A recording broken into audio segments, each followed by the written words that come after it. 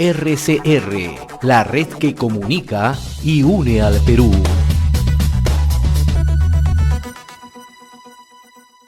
Justamente vamos a conversar con el señor Eduardo Guevara, él es ex viceministro de Hidrocarburos del Ministerio de Energía y Minas y expresidente de Petroperú, y también con el señor Juan José Cárdenas, experto en infraestructura, socio de Dama Legal. ¿No? A ambos le agradecemos la amabilidad de compartir esta comunicación a través de RCR, Red de Comunicación Regional. Señor Guevara, qué gusto saludarlo, muy amable como siempre. Sí, ya tenemos contacto con el señor Guevara. ¿Me escucha, señor Guevara?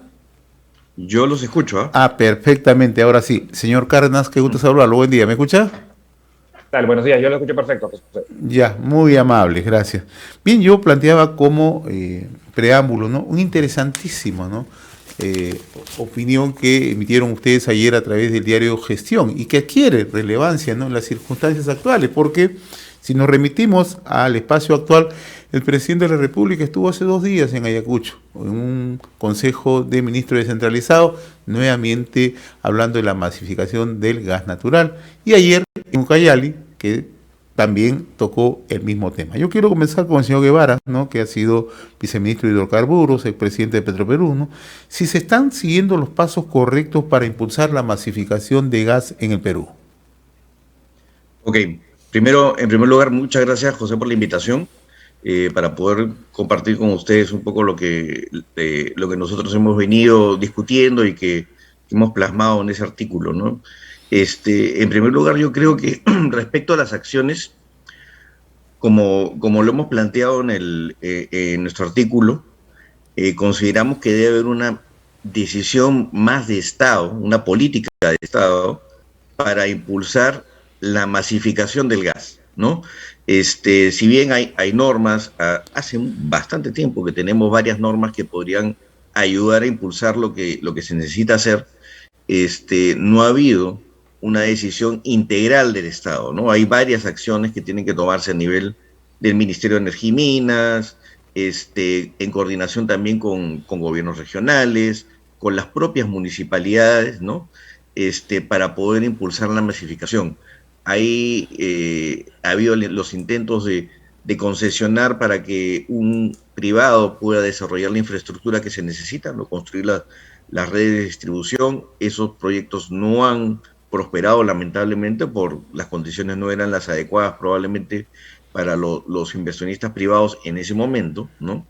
Pero tenemos la alternativa de utilizar recursos del FICE para poder iniciar estas obras de infraestructura, sobre todo en lugares que son estratégicos porque existe en la actualidad infraestructura con la que se puede llevar cerca a esos lugares el gas natural. Es el caso de Ayacucho, ¿no? Que hay el ducto de transporte de gas natural pasa muy cerca de Ayacucho, y en el caso de Ucayali, precisamente Pucallpa, donde hay un yacimiento de gas y hay un ducto de transporte de gas que llega hasta Pucallpa, ¿no? Entonces son 2 lugares ideales para poder iniciar esta masificación, ¿no? Y aprovechar todos de las bondades del gas natural en el Perú, ¿no? Sobre todo el precio, que no se ve alterado por lo que sucede en el mercado internacional, como lo vemos en el caso de la gasolina, el diésel, que sube cada semana, ¿no? Dependiendo de lo que ocurre en el extranjero. Acá en el gas natural no se modifica durante todo el año, se modifica una vez al año, se revisa, y el gas natural es abundante en el Perú, con lo cual no tenemos que importarlo. Entonces, tenemos que trabajar en eso, y para eso necesitamos que el Estado trabaje decididamente en eso. O sea, tenemos un marco legal, lo que falta es decisión política. Sí, hay algunos ajustes que faltan, pero yo creo que eso no debería frenar para ir avanzando otras cosas, como hacer conexiones domiciliarias con el FICE, que son recursos que se tienen hoy día en algunos lugares, ¿no? Como por ejemplo en Arequipa, Moquegua y Tacna, ¿no? Y también en regiones del norte del país. Ahora, yo quiero trasladarle justamente la inquietud sobre cómo es que cerramos esta brecha de infraestructura para canalizar y hacer realidad justamente la masificación del gas. Se la traslado al señor Cárdenas, ¿no? ¿Cómo cerramos esta brecha de infraestructura? Por años siempre hemos venido conversando, dialogando, planteando, ¿no?, esquemas de solución, ¿no? ¿Estamos en estos momentos con posibilidades de una mejora rápida de infraestructura? A ver, José, efectivamente, como tú dices, el problema de la brecha de infraestructura lo tenemos en muchos sectores, ¿no?, lamentablemente, en el país. Uno de los sectores es el del gas natural, y para tomar medidas, como tú bien decías, de decisión política, de decisión de Estado, que es importante para poder aprovechar, como bien decía Eduardo, posibilidad que tenemos actualmente, y eso no va a durar para siempre, de tener acceso a un gas natural a un precio bastante más barato que el de los mercados internacionales. Hay que tomar medidas, y hay un marco legal que se puede mejorar, pero que sí permite hacer cosas, ¿no? Y en esa línea, como mencionábamos en el artículo, nuestra propuesta es que se tomen decisiones inmediatas para poder ejecutar. Creo que vemos dos proyectos principales, ¿no? Uno, completar lo que era el proyecto del gasoducto del sur, ¿no?, a través que quedó cancelado, ¿no?, y hace unos 3 años pagamos alrededor de $50 millones anuales para conservar simplemente los ductos, ¿no?, y obviamente esos se van a ir deteriorando a medida del tiempo. Y lo que estamos proponiendo es retomar completar la construcción de ese gasoducto a través de un acuerdo gobierno-gobierno, que ha funcionado muy bien en la reconstrucción con cambios, ¿no?, y se viene utilizando ahora en otros proyectos como las escuelas Bicentenario, como hospitales también, y a través de un acuerdo gobierno-gobierno terminar la construcción de ese gasoducto al sur, para que llegue a varias ciudades del sur del país, y paralelamente hacer un concurso internacional para concesionar la operación y mantenimiento, de manera que algún operador local o internacional, consorcio o individualmente, puedan, una vez terminada la construcción, inmediatamente operar y mantener adecuadamente esta infraestructura. Ahora, en estas circunstancias, señor Cárdenas, ¿este proyecto resulta atractivo para un operador internacional o para un gobierno? Sí, de hecho, los gobiernos internacionales, y por eso ya tenemos acuerdos gobierno-gobierno con Reino Unido, con Francia, con Corea, y ha habido mucho interés de otros gobiernos, Canadá, España, Corea, Japón, para participar en estos acuerdos, ¿no?, que lo que hacen es permitir que nos ayuden a licitar con transparencia y sin corrupción, ¿no?, las obras, la construcción, y de hecho la operación. Hay muchos inversionistas internacionales que estarían interesados en, una vez construida esa infraestructura que está hoy día a la mitad o con un porcentaje de avance, poder realizar la operación y mantenimiento, ¿no?, porque hay muchos operadores que se dedican no a construir, sino solamente a operar y mantener.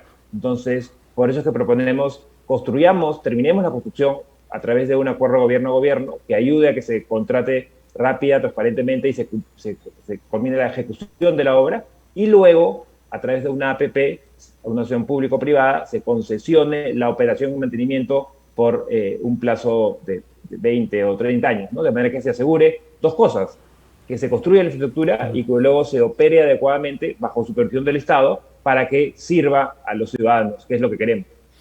Estamos dialogando con el señor Eduardo Guevara, ex viceministro de Hidrocarburos y expresidente de Petroperú, lo mismo con el señor Juan José Cárdenas, experto en infraestructura, socio de Dama Legal.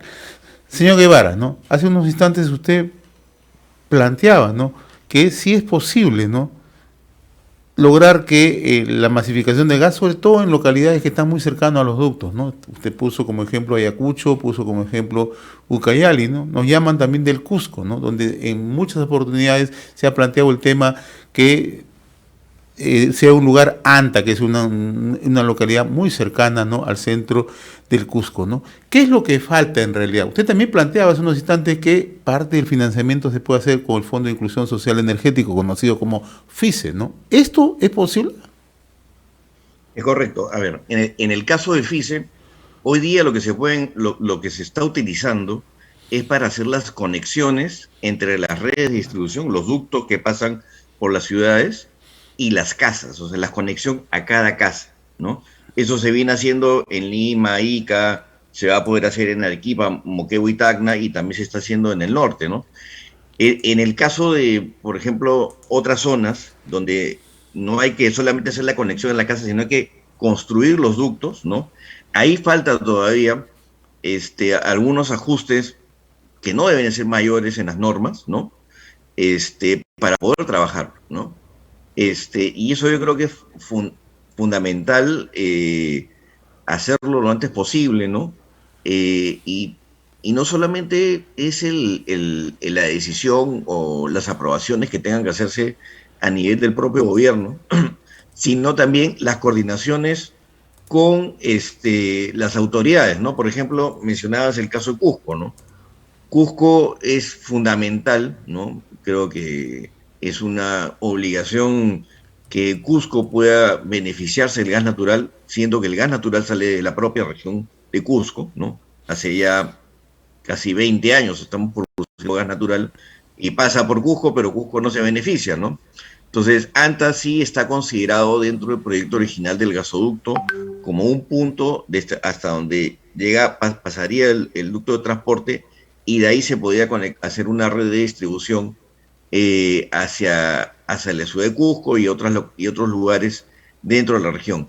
Pero un tema importante es, por ejemplo, en un convenio entre el sector privado que incluye al consorcio Camisea, a Limagas y al gobierno regional de Cusco, en lugar de esperar que se construyan los ductos, se ha construido, el sector privado ha construido instalaciones para poder almacenar gas natural en forma líquida. Los city gate que le llaman, ¿no? El city gate es para distribución, es cuando hay redes. Acá es para el gas virtual. Congelan y lo llevan en camiones. Gas virtual que le llaman, ¿no? Exacto, el gas virtual. Y lo almacenan en unos tanques, hay hasta 3 puntos en Cusco, ¿no? Donde se almacena y de ahí se utiliza, hoy día lo utilizan en grifos de gas natural, o sea, para uso vehicular. Pero desde esas instalaciones en Cusco, y eso es uno de los temas que está impulsando el gobierno regional de Cusco, es poder construir redes de distribución para poder utilizar ese gas líquido, ¿no? En el uso domiciliario, que sería una forma de comenzar, ¿no? Yo creo que ese es un proyecto que necesariamente hay que impulsar, ¿no?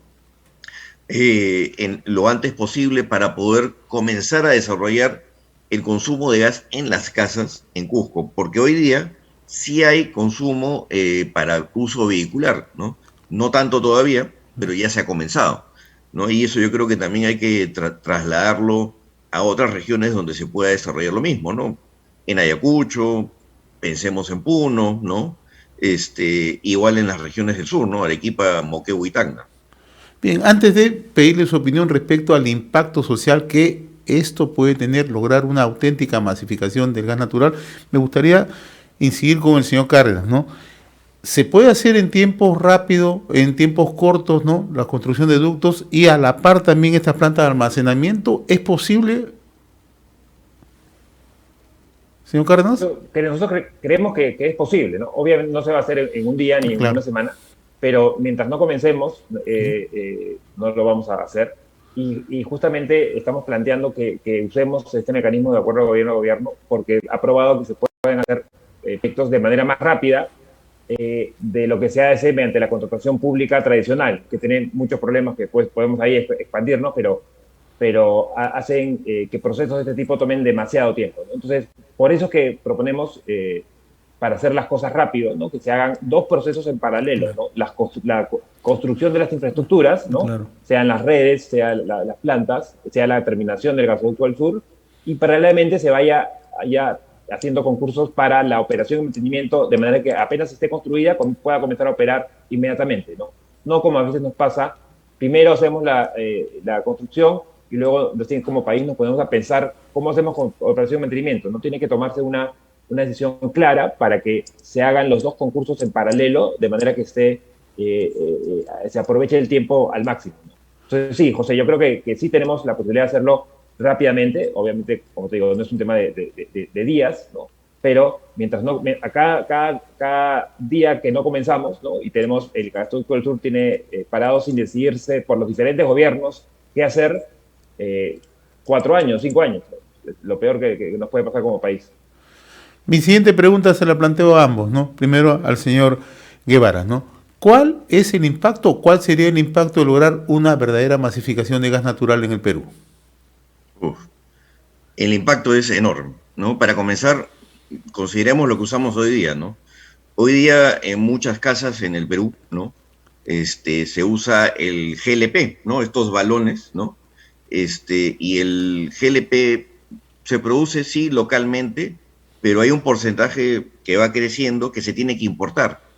Y el precio del GLP varía de acuerdo al precio internacional, ¿no? Y esto varía semanalmente, ¿no? Ni qué decir con lo que está pasando hoy día, los efectos de la guerra entre Rusia y Ucrania, ¿no? Igual pasa con la gasolina y el diésel, ¿no? Que son los combustibles que más utilizamos en el Perú, ¿no? Y obviamente hoy día está afectando la economía de las familias. Sí, y además tenemos que importarlo, ¿no? Que ese es otro tema grave, no grave, pero importante de destacar. Si logramos pasar a gran parte de la población a gas natural, lo primero es que el gas natural no lo tenemos que importar, lo tenemos localmente. Lo producimos en Camisea, lo producimos en Ucayali y lo producimos en Piura, ¿no? Y el otro tema importante, sobre todo para el que se produce en Camisea, es que su precio está regulado. Es un precio que ya está establecido en el contrato de licencia de lote 88, que se dedica para el mercado, para consumo local, y ese precio no se revisa todas las semanas. Ese precio se revisa una vez al año, ¿no? Y las subidas no son como las que vemos en el GLP o en los combustibles líquidos, ¿no? Y adicionalmente está el costo del transporte y el costo de distribución de gas natural, que eso también está regulado en cada uno de los contratos, ¿no? Entonces, migrar el uso domiciliario, el uso industrial y el uso de transporte, ¿no? Al gas natural va a tener un impacto enorme, enorme en el país, ¿no? Yo creo que eso es fundamental, que trabajemos en masificar. Probablemente no lleguemos al 100%, ¿no? Pero con que lleguemos a un porcentaje importante, o que el transporte, por ejemplo, de carga pesada, comience a migrar del diésel al gas natural, probablemente no veríamos muchas de las paralizaciones en el sector transporte. Eso sí, para, por ejemplo, el transporte de carga pesada, va a ser clave que también el gobierno trabaje en mecanismos de financiamiento que permita a los transportistas pasar de transportes que usen diésel a camiones con motores a gas natural o gas natural licuefactado, GNL, ¿no? Eso es un tema en el cual decididamente también tiene que trabajar el gobierno, y creo que va a ser muy importante el rol del Ministerio de Economía y Finanzas, y creo yo también, por ejemplo, instituciones como COFIDE, que pueden diseñar mecanismos de financiamiento como se ha hecho en otros casos, ¿no? La misma pregunta se la planteó el señor Cárdenas, ¿no? El impacto, ¿no? Ya desde la perspectiva de la infraestructura.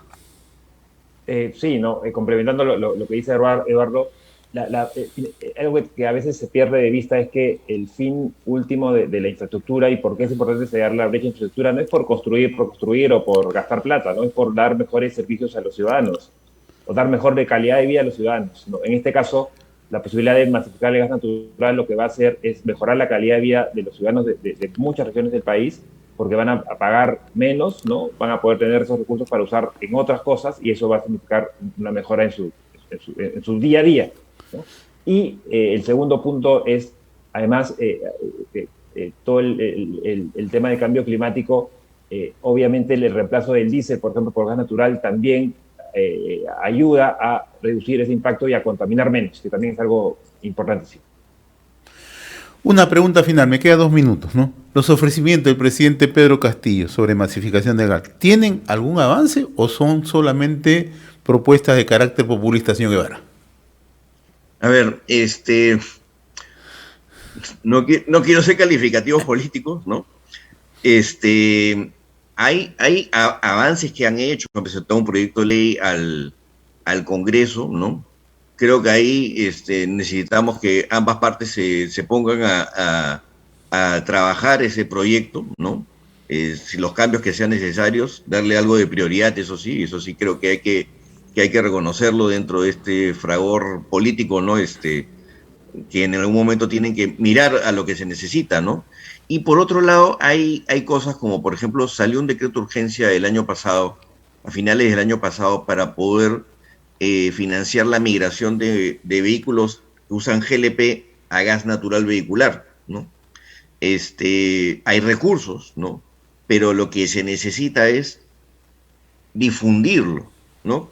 Que los taxistas que usan GLP conozcan que hay esta posibilidad de migrar del GLP al gas natural vehicular de manera financiada, ¿no? Y es un financiamiento muy cómodo, ¿no? Entonces, creo que ahí tiene que trabajar mucho el Ministerio de Transportes en difundirlo, ¿no? No hay que quedarnos sentados y que con lo que publico en una página web o difundo en algunos sitios, hay que ser muy agresivos en la difusión de que existen estos recursos y que se pueden utilizar de manera inmediata, ¿no? Yo creo que ahí hay trabajo que hacer.